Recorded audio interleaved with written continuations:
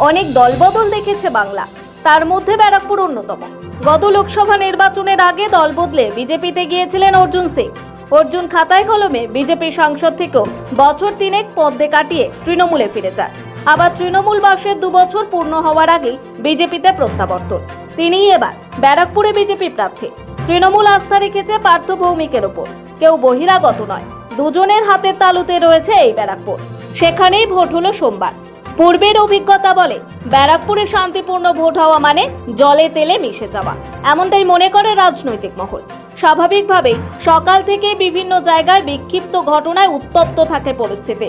সকালেই নজরে আসে আমডাঙ্গার পদ্মলাভপুরের একটি বুথে বুথ জ্যাম এবং বেআইনি জমায়েতের অভিযোগ ওঠে। নজরে আসতেই তা হটিয়ে দেয় কেন্দ্রীয় বাহিনী। দেখা যায় সাধনপুরে প্রায় 400-র বেশি ভোটারদের ভোট দিতে না দেওয়ার অভিযোগ ওঠে শাসক দলের বিরুদ্ধে। পরে নজরে আসতেই তা সরিয়ে দেয় প্রশাসন। আমডাঙ্গারি একটি বুথে আবার বিজেপির এজেন্ট বসতে বাধা দেওয়ার অভিযোগ ওঠে শাসক দলের বিরুদ্ধে। সকাল সকাল টিটাগড়ে 215 নম্বর বুথে উত্তেজনা ছড়ায়। ভোট কেন্দ্রের ভেতর থেকে ভুয়ো বিজেপির এজেন্টকে বের করে দেয় কেন্দ্রীয় বাহিনী।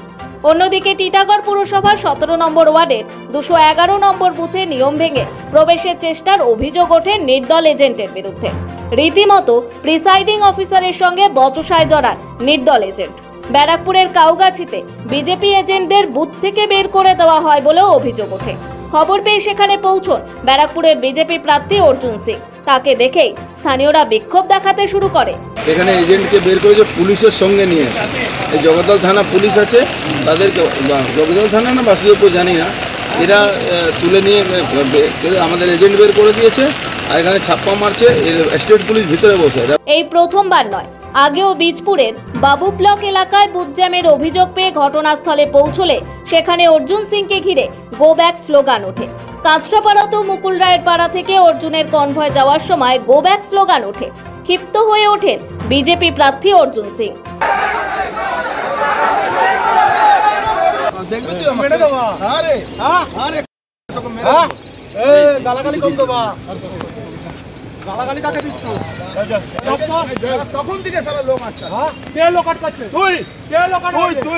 নৈহাটির গৌরীপুর মিল্ক ওয়াটার এলাকায় বিজেপি কর্মীকে পিস্তল উঁচিয়ে প্রাণনাশের হুমকির অভিযোগ ওঠে তৃণমূল আশ্রিত দুষ্কৃতীদের বিরুদ্ধে।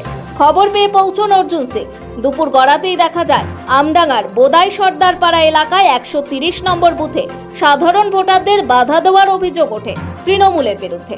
খবর পেয়ে পৌঁছয় বারাসাত পুলিশ, অতিরিক্ত পুলিশ সুপার ও কিউআরটি টিম। অভিযোগ, ভোট দিতে গেলে বোমাবাজির হুমকি দেওয়া হয়। 2 বিজেপি কর্মীকে মারধর করা হয় বলে অভিযোগ। প্রতিবাদে ঝাঁটা হাতে অভিযুক্তের বাড়িতে পৌঁছন আক্রান্ত বিজেপি কর্মীর স্ত্রী। এদিকে গারুলিয়া 12 নম্বর ওয়ার্ডে বিজেপির অফিস ভাঙচুরের অভিযোগ ওঠে তৃণমূলের বিরুদ্ধে। এদিন বিজেপি নেতা কৌস্তব বাগচি এবং প্রিয়াঙ্কু পান্ডের ওপর হামলারও অভিযোগ ওঠে। এদিকে টিটাগড়ে ধুন্ধুমার পরিস্থিতি তৈরি হয়। বিজেপি প্রার্থী অর্জুন সিংকে ঘিরে কালো পতাকা দেখানোর অভিযোগ ওঠে তৃণমূলের বিরুদ্ধে। বিক্ষোভ হটাতে লাঠিচার্জ করে কেন্দ্রীয় বাহিনী। সংশ্লিষ্ট জেলা নির্বাচনী আধিকারিকের কাছে অ্যাকশন টেকেন রিপোর্ট তলব করে মুখ্য নির্বাচনী আধিকারিকের দফতর। কয়েক ঘন্টা কাটতে না কাটতে এখানে আবার ভুয়ো ভোটারও নজরে আসে। এরা হেরে যাওয়ার ভয়ে এইসব সব জায়গা করছে, মোবিলাইজেশন করছে, মানুষকে একটু ভয় দেখাচ্ছে, ভয় দেখাচ্ছে, ভোটারদেরকে ভয়। যে ভোটারদেরকে মমতা ব্যানার্জি নাকি বলেছিলেন আমি অনেক কাজ করেছি, ভোটার আমাদের সঙ্গে আছে, তাহলে ভোটারদেরকে ভয় দেখানো। অর্জুন সিংকে মাঠে ময়দানে দেখা গেলেও পার্থ ভৌমিককে সেভাবে চষে বেড়াতে দেখা যায়নি। তবে অভিযোগ শুনে দৌড়ে গেছেন তিনিও। সকাল থেকেই ভোট কেন্দ্রগুলিতে নজর রাখছিলেন পার্থ।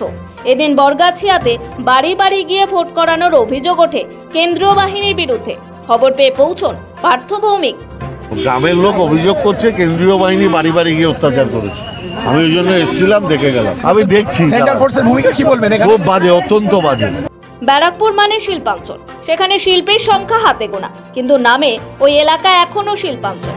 তবে রাজনীতির ময়দানে এই লোকসভা অনেক শিল্প দেখিয়েছে। পেশি শক্তি এই আসনে সবসময় গুরুত্ব পেয়ে এসেছে। বোমা, গুলি, হামলা নৈমিত্তিক ঘটনা সেই তড়িৎ বরণের সময় থেকে। অর্জুন সোমনাথেরা তারই উত্তরসূরি।